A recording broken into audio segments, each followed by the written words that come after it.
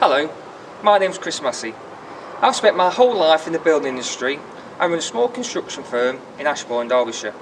On a recent trip to Egypt, I was amazed at the size of the structures built by the ancient Egyptians at Giza and at Karnak. I asked my guides how they managed to get these multi-ton blocks hundreds of feet up in the air. I was constantly met with stock answer: brute force, ignorance, ropes and ramps. I found this hard to believe. Surely a nation and civilization what was built upon and around the mighty Nile, whose every childhood moment would be spent playing in the Nile, whose every day, working day, would rely on either fishing in, floating on, or irrigating with the waters of the Nile, whose only knowledge in life would be based around water. So if you was going to build a massive structure using the workforce available, you would build it using the knowledge of the day, which was water. We've made a series of videos to try to explain the theory and have written a book which comes out in August. So please enjoy the video, read the book and believe the theory. Thank you.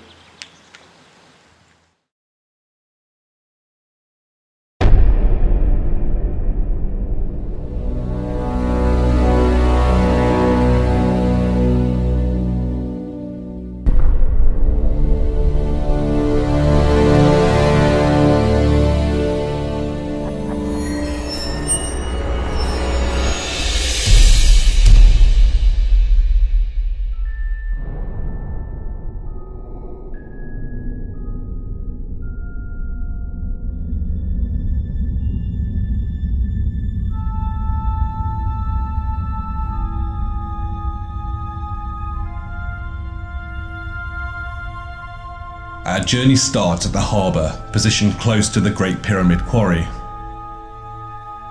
Each block is prepared for its voyage to the summit of the Giza Pyramid construction site by attaching floats.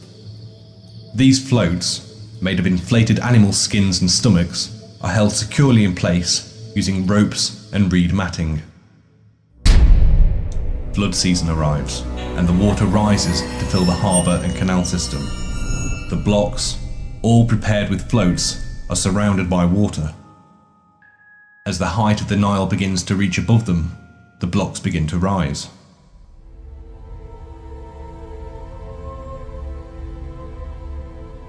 From here, in threes and fours, the blocks are guided down the canal to the causeway harbour using cattle oxen.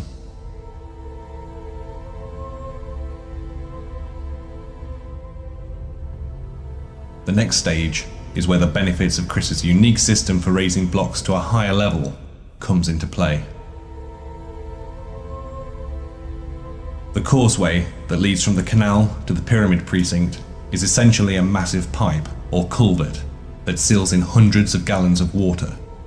Holding the water in place are two locks, one located at the harbour and the second at the halfway point where the causeway changes direction.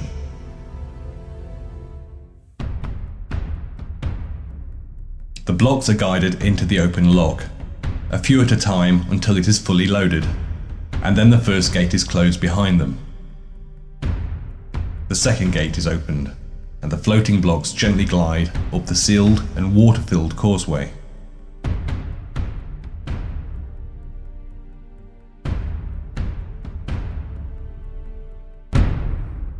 The second lock reduces the load on the lower gates from the many tons of water.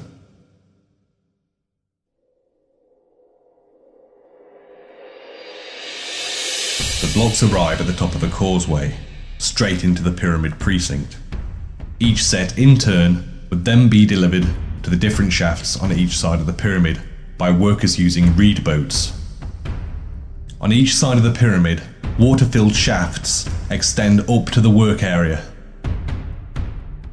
As with the causeway, it starts with a sealed lock where the blocks are guided in.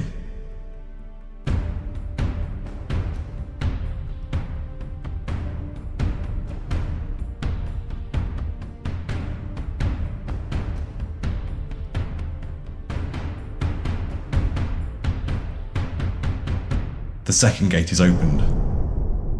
The blocks gently rise out of the lock and float steadily upwards, letting physics and nature do all of the heavy work.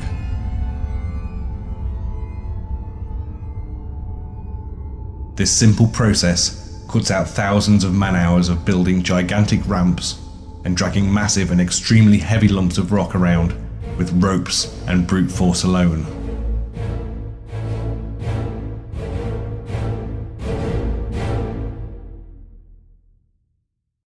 At the top of the shaft, the gate is opened, and the blocks float into the upper channel, which is also flooded with water.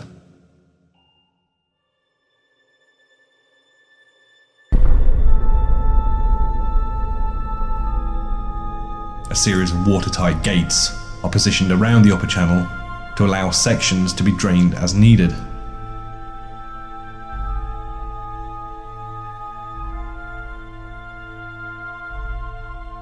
The smooth facing blocks, floated across the Nile from the quarry at Tura, are the first to be guided into their approximate positions.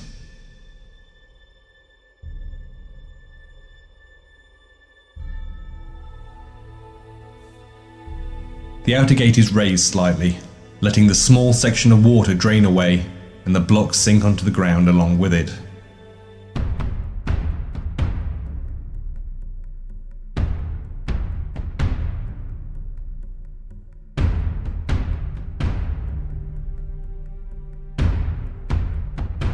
Then, the facing blocks are manually barred into their final resting place using mud as a lubricant.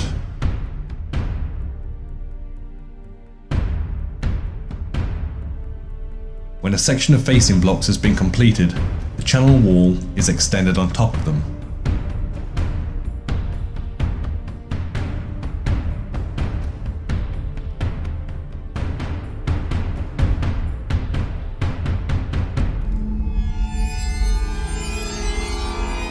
And is once again flooded, ready for the interior blocks to be floated into place.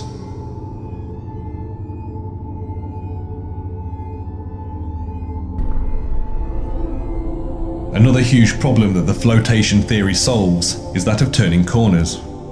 In water, they can be easily guided, even in tight spaces. And they're guided into place using the water-filled channel maintained at the top of the pyramid construction site.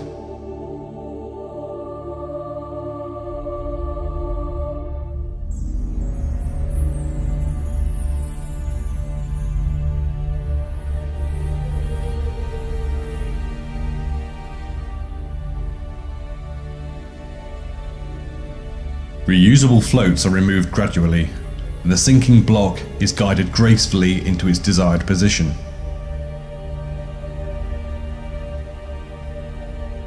This process being repeated around the pyramid and at each level. Using this technique, the ancient Egyptians could have built Khufu and many of its massive structures without the need for vast workforces. But more importantly, with relative ease, using something they had in abundance: water.